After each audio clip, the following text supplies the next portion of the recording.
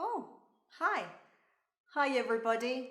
My name is Laura. I'm a teacher of English from Argentina, and today we're going to talk about. Oh, gosh. Can't remember now. Got a brain like a sieve. I'm racking my brains. I've had this topic on the brain all week long, and I can't remember now. Can you guess which word is missing in these idioms? A. Head. B. Brain. C. Memory. Well done! The missing word is brain, and that's one of the key subjects of today's lesson. Let's take a look at this picture. Many different areas have lit up in this brain, and there are plenty of connections going on at the same time. Do you know which activity makes the brain light up like this?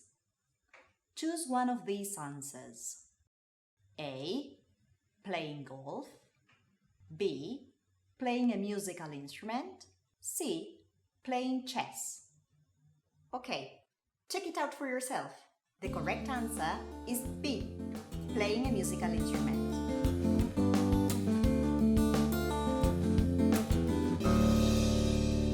So now that you know the answer, let's recap.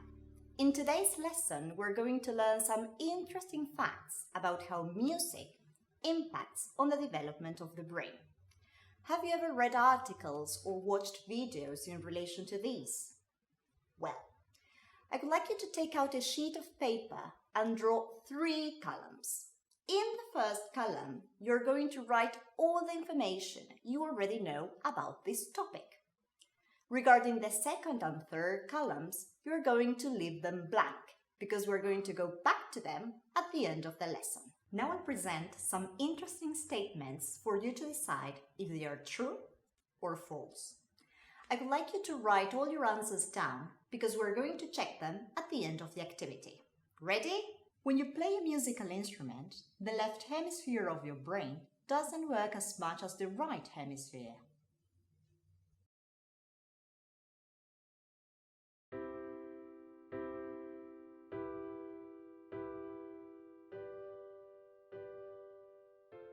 Music has been an important part of every human culture, both past and present. It can play a part in brain development, learning, mood, and even your health. There used to be a popular belief that music is processed in the right hemisphere of our brains, along with art and other creative activities. However, recent findings show us that music is distributed throughout the brain. Through studies of people with brain damage, we have seen patients who have lost the ability to read a newspaper but can still read music. Or individuals who can play the piano but lack motor coordination to button their own sweater. Today we know that music listening and performance engage nearly every area of the brain that we have so far identified. False.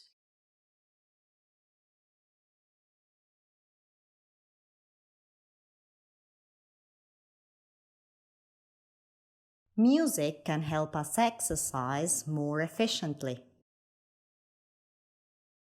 Another interesting aspect is how listening to music can affect our exercise regime. As our body realizes we are tired and wants to stop exercising, it sends signals to the brain to stop for a break. Listening to music competes for our brain's attention and can help us override those feelings of fatigue. A 2012 study showed that cyclists who listened to music required 7% less oxygen to do the same work as those who cycled in silence. So not only can we push through the pain and exercise longer and harder when we listen to music, but it can actually help us use our energy more efficiently. True. Listening to music has the same impact on our brain as playing a musical instrument. In the last few decades, neuroscientists have made enormous breakthroughs in understanding how our brains work by monitoring them with instruments like fMRI. So when researchers got the participants to listen to music, they saw multiple regions light up. But what's more interesting is that when they observed brains of musicians while playing an instrument, the whole brain lit up like sky with fireworks.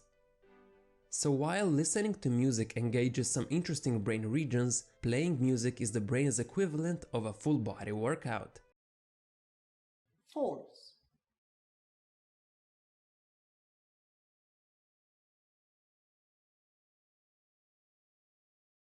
The more you practice playing a musical instrument, the stronger certain brain functions get. Through brain scans, we have found that musicians have different brains than non-musicians. People who play an instrument have bigger, better connected, more sensitive brains. A study from 2008 showed that children who had at least 3 years of instrumental music training performed better than their non-musical counterparts on a variety of tests, mainly in auditory discrimination abilities and fine motor skills. But they also tested better on vocabulary and non-verbal reasoning skills, which involve understanding and analyzing visual information, such as identifying relationships, similarities and differences between shapes and patterns. These two areas in particular are quite removed from musical training as we imagine it, so it's fascinating to see how learning to play an instrument can help kids develop such a wide variety of important skills. True. Playing a musical instrument benefits your memory. It's also never too late to start learning an instrument. Seniors who play an instrument or sing with other people are more resistant to cognitive and memory problems. The reason might be the creation of alternative connections in the brain that could compensate for the cognitive decline as we get older. So both listening and creating music has its own benefits. However, music affects each brain differently, and someone's music can be another person's noise. And researchers have found that listening to music you like increases blood flow to the brain more than listening to music you don't like. To draw a line, you will always get more benefits in listening to music you actually like. True. Now that you know the powerful impact music has on our brain, could you help me complete the following statements? 1. Playing a musical instrument is activity in terms of brain engagement. 2. You are never to start learning a musical instrument. 3. Musicians are likely to solve problems. 4. When playing a musical instrument, the left hemisphere is as the right hemisphere. 5. Other activities, such as doing sports, have proved to be taking into account the number of brain areas that get involved simultaneously. 1. The most complex. 2. Too old. 3. More effectively. 4. As engaged. 5. Less demanding. Well done! Before we move on, I'd like to bring up one more interesting fact. Do you know what song is considered the most uplifting by neuroscientists? Can you guess? Bad Guy by Billie Eilish, Don't Stop Me Now by Queen, Happy by Pharrell Williams. The correct answer is Don't Stop Me Now by Queen. No, not that one. I refer to the band. They were very popular in the 80s and over 120,000 people attended their last live concert. That's the whole population of the city of Castlebar in Ireland. Wow!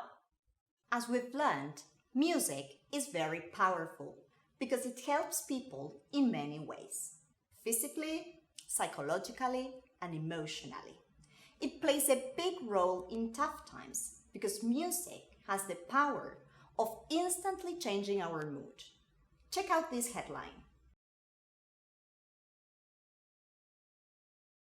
Radio presenters from 100 cities across 40 countries have drawn up a list of the songs they are playing to help their listeners get through the pandemic. I suggest that we draw up our own list. What song would you suggest? What is the song that makes you feel absolutely happy? I'll leave you a link to a collaborative board on which you can write your contribution.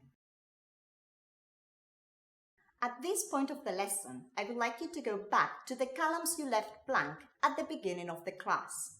In the second column, I would like you to write all the facts that you've learned through this lesson. But wait, I'll help you recall by showing you some images.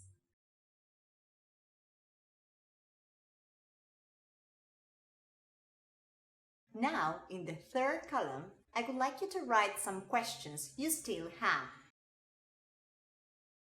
So before we call it a day, here's more food for thought. I'll leave you a long list of articles for you to read and share what you find out with your class. Thanks for watching. Hope this lesson has been music to your ears. See you next time. Bye-bye.